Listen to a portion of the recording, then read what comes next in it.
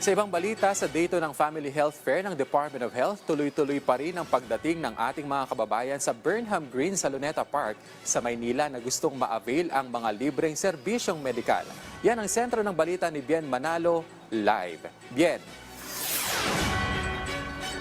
Kenneth, sa Day 2 ng Family Health Fair 2025 ng Department of Health, alam mo, hindi alintana ang mainit na panahon dahil tuloy-tuloy pa rin ang pagdating ng ating mga kababayan dito sa Burnham Green.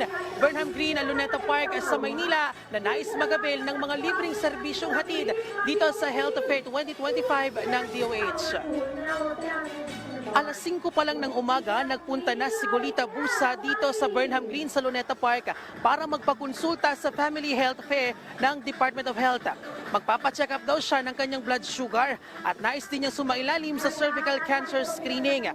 Kasama rin niya ang kanyang mga apo na pababakunahan niya laban sa iba't ibang sakit. Mahalaga yan sa akin para malaman ang mga sakit ng mga mahihirap. Malaking tulong para sa amin. Katulad sa akin, mahirap, walang pangbili ng gamot.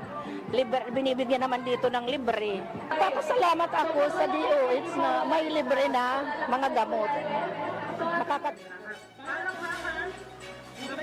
Isa lang si Nanay Golita sa ating mga kababayan na dumagsa sa ikalawang araw ng 2-day Family Health Fair 2025 ng DOH. Alinsunod na rin ito sa direktiba ni Pangulong Ferdinand R. Marcos Jr. na ilapit ang dekalidad na serbisyong medikal sa bawat pamilyang Pilipino. Tinatayang nasa 800 individual ang libreng mababakunahan sa health fair. May human papilloma virus vaccine na ibinibigay laban sa cervical cancer. May bakuna para sa mga sanggol gaya ng oral polio vaccine at tetanus diphtheria naman para sa mga buntis.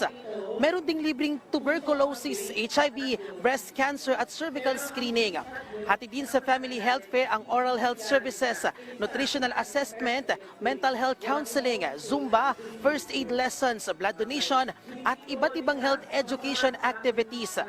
Base sa talaan ng DOH, umabot sa mahigit 600 individual ang nagpunta sa Family Health Fair kahapon at inaasahang papalo pa ito sa mahigit 1,000 individual ngayong araw.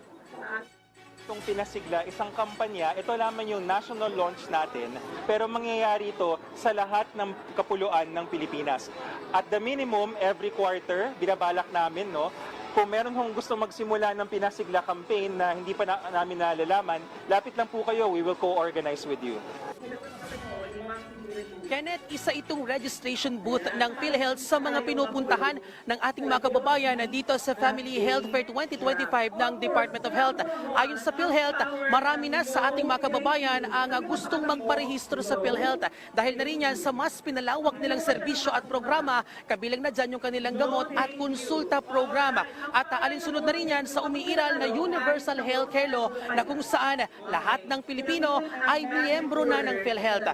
Samantala, para naman sa ating mga kababayan na gusto pang humabol, abay abot na abot pa po kayo dahil mamayang alas 5 pa po ng hapon ang cut-off o magsasarado ang mga booth dito sa Family Health Fair ng DOH. At mula rito sa Burnham Green sa Luneta Park sa Maynila, balik sa Kenneth.